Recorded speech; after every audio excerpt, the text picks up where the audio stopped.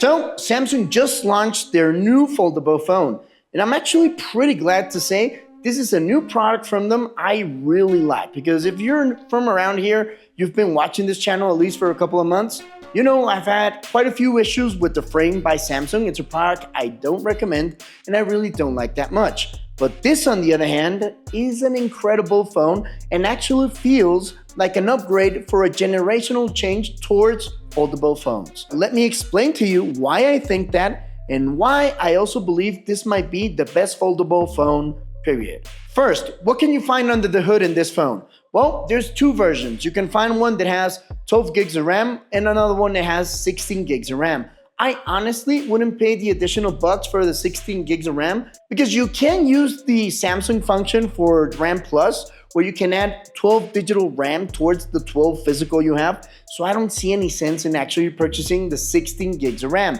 but you do you. The internal storage as well, I would go with 250. I honestly don't think most people need more with cloud services and all that stuff that's out there. But in case you do need it, you can purchase, I believe, something that's up to 1 terabyte. I really don't think most people need a terabyte in their phone. But again, you do you. All of this is actually powered by the new Snapdragon 8 Elite by Samsung, which is actually one of the most powerful processors ever built. And it actually does a great job. But where things start to get pretty interesting is in the camera.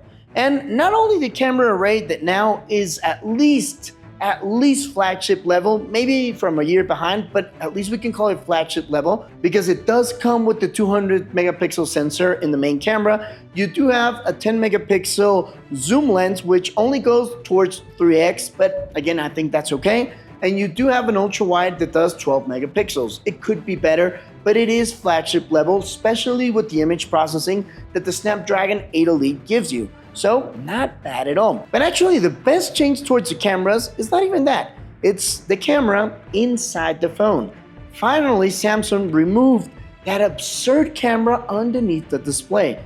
This camera is like a regular camera. On the top, you can see it all the time. It doesn't hide itself, which I mean, sure, might be a bummer for some people, but I don't think it's big of an issue. And I think it's a great acquisition for people that want to take video calls with the full screen blown out and without needing a ton of light and not sacrificing that much video quality. So again, another point towards a good decision. But without any doubt, the best improvement in this phone is actually the aspect ratio. Now you have something that's pretty close to a regular smartphone. Actually, if you put something like maybe this iPhone 16 Pro Max next to it, there's barely any difference. I mean, you can see this small stripe right here, and that's the difference between the screens. I mean, it's basically the same, and now you have a traditional smartphone experience when it's closed, but really traditional because previous folds were a little bit thin. They felt kind of weird. It felt like you were holding a TV remote. Now this feels like a proper phone. And not only that, apps are actually scaled properly. Most of them work without any issues. Things that in the past did become a problem because not all applications would work even with the screen closed. They feel kind of funky. Some of them wouldn't scale properly and some of them wouldn't just even work. I mean, obviously those were a little bit more niche applications, but they still wouldn't work as they should. And now you don't have to push yourself to open this phone all the time. It is so light that it's even lighter closed than an S25 Ultra is. This comes at only 215 grams. That is lighter than the 16 Pro Max and lighter than the S25 Ultra closed. So you have a light phone which you can use like a regular phone. Or you can open the phone like you would do in any other fold and have the full experience of a small tablet in this actual 8-inch screen, which is pretty good as well. Remember, these phones use an AMOLED LTPO screen that goes up to 120 Hz of refresh rate, and it does have a peak brightness of 2600 nits. So you can use it out in the exterior without any issues, although it's maybe not as bright as you would find in other flagships, but still pretty usable and not bad, especially for this type of foldable phone. And since we're talking about the experience with the phone, it's also very important to talk about what One UI 8 does. It's very well optimized to both screens, as I mentioned previously. So now it makes a lot of sense to multitask on this thing.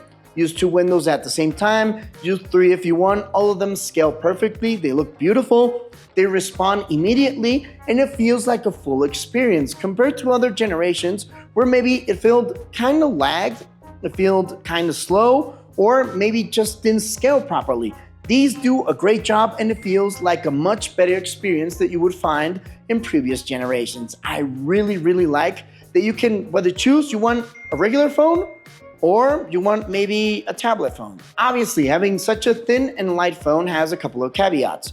For example, there is no more support for the S Pen on this phone, which might be a bummer for a lot of people. I'll be honest with you, I'm the type of person that always wanted to like the S Pen and use it on phones like this, but never ended up using it whatsoever. But I do know people that will be bummed by this and might want to purchase it only for that. So if you want to use an S Pen, well, you can't use it with this generation anymore. And the reason for that is because precisely having an S Pen requires a digitalizer which goes below the screen, makes it heavier and makes it bulkier. I understand why Samsung did it. They probably have some kind of study where they can see that most people aren't even using the S Pen, so they just removed it completely off this phone and made it lighter and, in my opinion, much better. But there's also another caveat for the same reason, making it smaller and thinner, and that is the battery size. The battery size on this phone is only 4,400 milliamps. It's practically the same we've had in previous generations.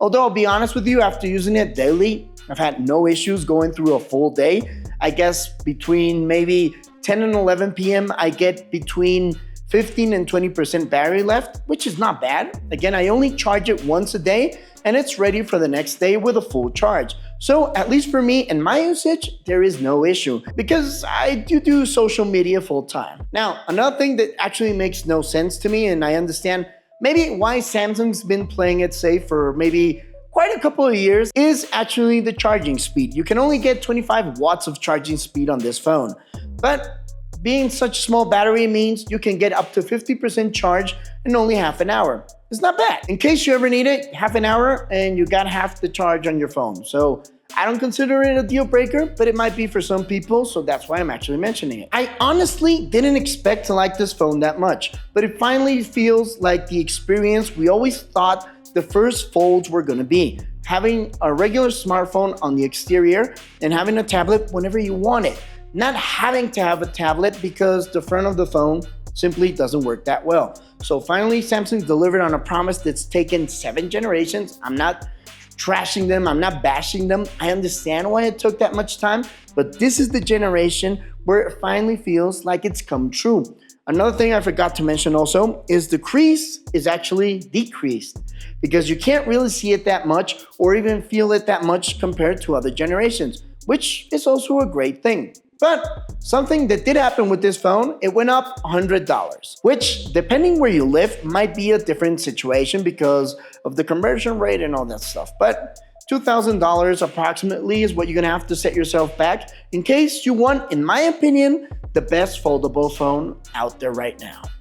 And it's really good. Well, hope you liked the video, found it useful. If you're new around here, don't forget to subscribe. It always helps us out quite a bit. Maybe drop a like, a comment, anything. It always helps us. And check out this video over here, which I also think you might like.